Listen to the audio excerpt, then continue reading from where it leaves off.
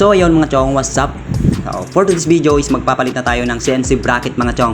Kasi yung ating bracket na pang rider mga chong is may konting issue pag nag-adjust tayo ng kadena, hindi na pwede mga chong. So konti na lang yung ano, kaya yun magpalitan na natin ng CNC nang galing Vietnam pa to mga chong. Tignan nyo naman yung finish niya mga chong. So yan, CNC yan mga chong, makapal.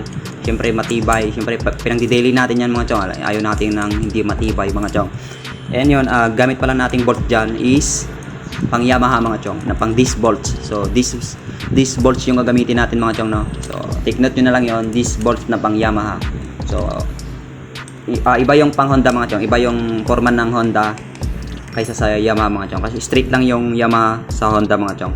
Makikita nyo naman yun, tignan nyo na lang sa stock ninyo mga chong, sa disc bolts mga chong. Tignan nyo na yung stock ninyo kung ano yung pagkaiba nyan. Yan, ganyan yung kakapal yung CNC bracket natin mga chong. So nabili pa lang natin yan sa Shopee mga chong ng 600 plus. So payment first para hindi kayo magugulat. So yun, bago pala ba tayo mga chong, magpapalit pala tayo ng 2mm na disc mga chong, kasi yun yung recommend sa bracket mga chong. Yun yung sabi doon sa kumbaga papers ng bracket na kailangan magpalit ka ng 220mm na disc. So hindi recommend yung stock natin mga chong, kasi yung stock natin is 190mm mga chong. So yan, kita nyo naman yung pagkaiba.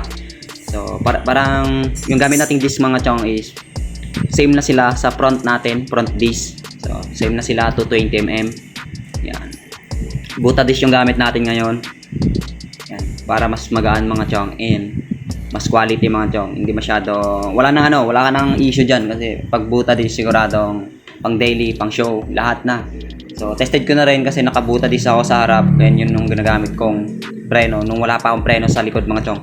Yan, so CNC din yung gamit natin na lock mga chong sa disc nya. So pang Yamaha din yan mga chong, hindi pwede yung stock natin na bolts na pang Honda, hindi pwede yon. So may sayad, kaya kailangan bumili ng pang Yamaha na bolts mga chong, disc bolts. So ilalagay ko na lang sa description mga chong lahat ng ginamit natin, para pag gusto nyo order, so diretso na lang kayo doon, order na kayo agad. So ayan, tingnan nyo naman ang ganda. Wow, solid nito mga chong. So sa mga gustong mag-upgrade, so mga gustong magpalit ng caliper, ito na gagamitin ko sa inyo. Or Nissin, kung Nissin naman yung sa inyo mga chong na aftermarket, pwede lang kasi mga chong, kasi universal tong bracket natin. Talagang pang aftermarket na bracket na ginawa siya. Yan. So ito na yung finished product natin mga chong. So yan. So bali ang ginawa nating fitment dito mga chong, naglagay lang tayo ng spacer. Yan, pakita lang natin mamaya. Dito naglagay tayo ng dalawang spacer dyan mga chong. So washer yung ginamit natin mga chong, na nagsisilbing spacer nya. Tapos dito sa kabila naman naglagay tayo ng isa.